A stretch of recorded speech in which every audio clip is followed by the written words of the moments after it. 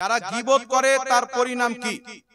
একটু আগে বুখারী শরীফের হাদিস শুনলেন, যেই ব্যক্তি গীবত করে তার কবরে আযাব হয়, আর গীবতকারী আল্লাহ তাবারাক ওয়া তাআলার নিকটে নিকৃষ্ট পাপী ব্যক্তি। সুতরাং কেউ যদি গীবত করে থাকে তাকে আল্লাহ পাকের নিকটে তওবা করতে হবে।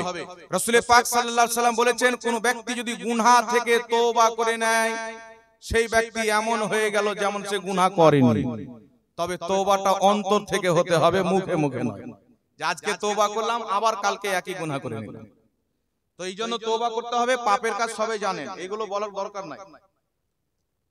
তারপর রয়েছেন ভারতবর্ষে প্রথম ইসলাম প্রচার কারা করেছেন? দেওবন্দি নাকি বেরেলভি ছিল? বিরাদ ইসলাম, ভারতবর্ষের মাটিতে আপনি যখন কেরল যাবেন তো অসংখ্য সাহাবায়ে কেরামের মাজার, কেরল থেকে সাহাবীর মাজারও আছে। তো সাহাবায়ে কেরামের মাধ্যমে ইসলাম প্রচার হয়েছেন, আল্লাহর ওলিদের মাধ্যমে প্রচার হয়েছেন। যেমন আপনারা শুনেছেন হযরতে খাজা মঈনুদ্দিন চিশতি রাহমাতুল্লাহ আলাইহি, উনিও এসে হাজারো লোককে কলমা পড়িয়ে মুসলমান করেছেন। সুতরাং তাদের পক্ষ থেকেও কি ইসলাম প্রচার হয়েছে। তবে দেওবন্দি এবং বেরেলভি এটা কোথায় থেকে আসলো? আজ থেকে প্রায় কম বেশি 100 বছরের পূর্বে, 150 বছরের কাছাকাছি কয়েকটি কিতাব লেখা হলো। একটি কিতাবের নাম হচ্ছে তাহজিরুন নাস, আরেকটি কিতাবের নাম হলো হিফজুল ঈমান, আরেকটি কিতাবের নাম হলো বারাহিনে কাতিয়া, আরেকটি কিতাবের নাম হচ্ছে ফাতাওয়া রশিদিয়া। ফাতাওয়া রশিদিয়া রশিদ আহমদ গাঙ্গুই সাহেবের লেখা কিতাব। তাহজিরুন নাস দেওবন্দ মাদ্রাসার প্রতিষ্ঠাতা কাসিম নানতাই সাহেবের লেখা কিতাব। বারাহিনে কাতিয়া খলিল আহমদ আম্বেঠি লেখা কিতাব। তারপরে আপনার হিফজুল ঈমান আশরাফ আলী থানভী সাহেবের লেখা কিতাব। এইগুলো কিতাব লিখে তারা রাসূল পাক সাল্লাল্লাহু আলাইহি সাল্লামের শানে গুস্তাখি করেছিলেন। তখন আলা হযরত ইমাম আহলে সুন্নাত তাদের গুস্তাখি গুলিকে নিয়ে আরবের মাটিতে আরব উলামায়ে কেরামের নিকটে পেশ করেছিলেন। তখন আরবের উলামায়ে কেরাম তাদের প্রতি কুফরের ফতোয়া দিয়েছিলেন। তো সেই ফতোয়াটাকে যারা সমর্থন করলো তাদেরকে বেরেলভি বলা হলো, আর সেই ফতোয়াকে যারা সমর্থন করলেন না তারাকে দেওবন্দি বলা হলো। অর্থাৎ দেওবন্দীদের ফলোয়ার যারা হয়ে গেল তারা দেওবন্দি, আর বেরেলির আলা হযরতকে মাননেওয়ালা যারা হয়ে গেল তারা হয়ে গেল বেরেলভি। তবে বেরেলভি এটা কোনো নতুন ফিরকা নয়, বেরেলির ওটাই আকীদা যেটা পূর্ব থেকে 1450 বছর থেকে চলে আসছে, নতুন কোনো আকীদার নাম নয়।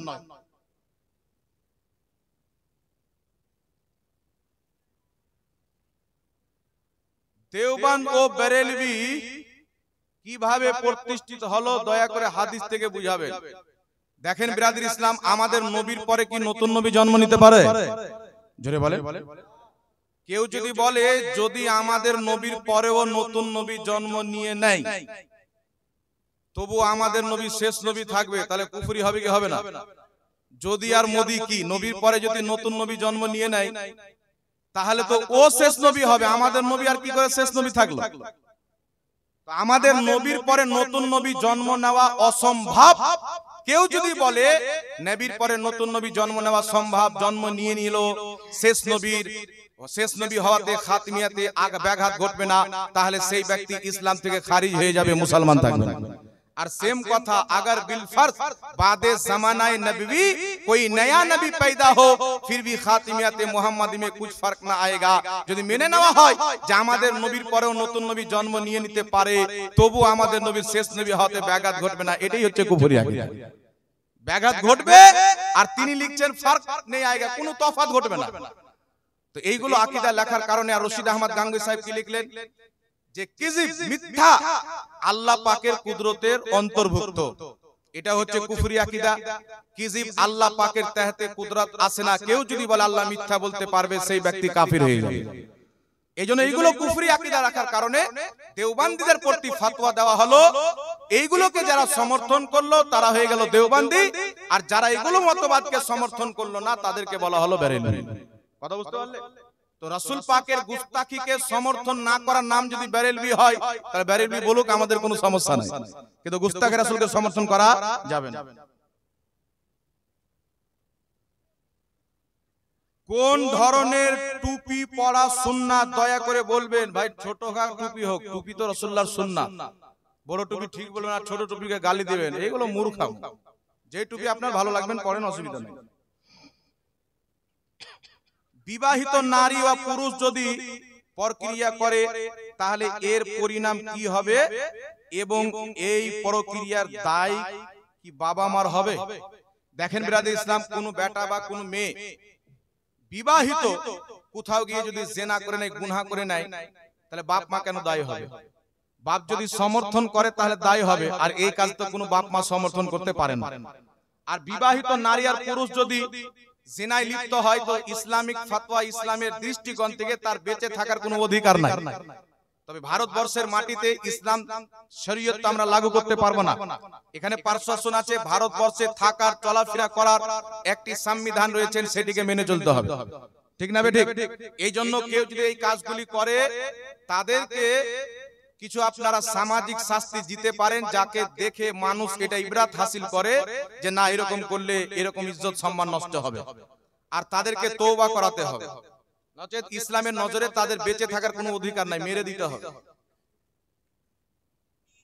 নামাজে একামতে ইমাম ও মুক্তাদি কখন দাঁড়াবে? দয়া করে সুন্নাত তরিকাটা হাদিস থেকে বলবেন।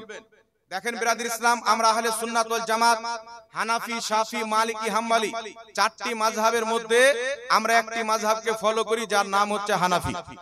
ইমামে আজম আবু হানিফা রাহমাতুল্লাহ আলাইহি কুরআন এবং হাদিস থেকে ইজতিহাদ করে মাসআলা বের করে যে ফিকহ আমাদেরকে দান করেছেন হানাফি নামে, সেই ফিকহকে আমরা ফলো করি। আর ইমামে আজম আবু হানিফার মাযহাব হলো ইমাম আর মুক্তাদি যদি মসজিদে উপস্থিত থাকে উভয় তখন দাঁড়াবে যখন হাইয়া আলাস সালাহ বলা হবে। হানাফি মাযহাবের কিতাবে হাইয়া আলাস সালাহ এসেছে, ফাতাওয়া আলমগীরি, ফাতাওয়া শামিতে হাইয়া আলাল ফালাহ এসেছে। ওখানে বলা হয়েছে যে সঙ্গে সঙ্গে দাঁড়িয়ে যাওয়াকে মাকরু বলা হয়েছে, আর হাইয়া আলাস সালাহ বা হাইয়া আলাল ফালাতে দাঁড়ানোকে মুস্তাহাব বলা হয়েছে। আর মুওয়াত্তা ইমামে মুহাম্মাদের মধ্যে ইমাম মুহাম্মদ বলেছেন আমার আর আবু হানিফার এটাই মাযহাব, মুকাব্বির যখন হাইয়া আলাল সালাহ বলবে তখন মুসাল্লিরা দাঁড়াবে। তো ইমামে আজম আবু হানিফার ফিকহকে আমরা ফলো করি, তাই যে হানাফি হলে আপনাকে কবে দাঁড়াতে হবে? হাইয়া আলাস সালাহ বা হাইয়া আলাল ফালাহ। এটা শারহে ওয়াকায়ার মধ্যেও লেখা আছে।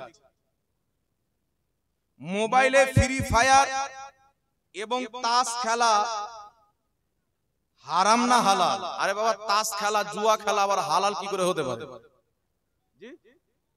ক্যারাম বোর্ড বলেন, তাস বলেন, এইগুলো জিনিসকে বলা হয় চৌসার।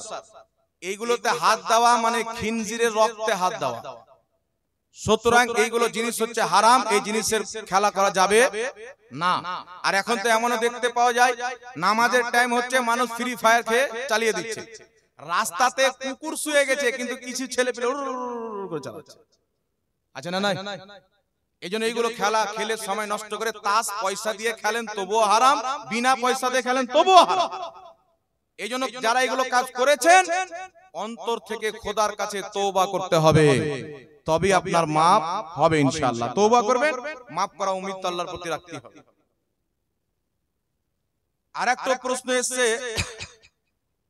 রমজান মাসে 27 দিনে গ্রামবাসীর পক্ষ থেকে টাকা পয়সা আদায় করে ইফতারের ব্যবস্থা করা হলে তাতে কি সওয়াব লাভ হবে? এলাকাবাসী টাকা পয়সা একত্রিত করে রোজাদার যে যদি রোজার ব্যবস্থা করে এতে নেকি হবে, গুনাহ হওয়ার কোনো কারণ নাই। কে বলেছে গুনাহ হবে? সওয়াব হবে, মানুষকে ইফতারি করারে সওয়াব হবে, এটা ভালো কথা, কাজের কথা, এতে কোনো রকমের কোনো সমস্যা নাই।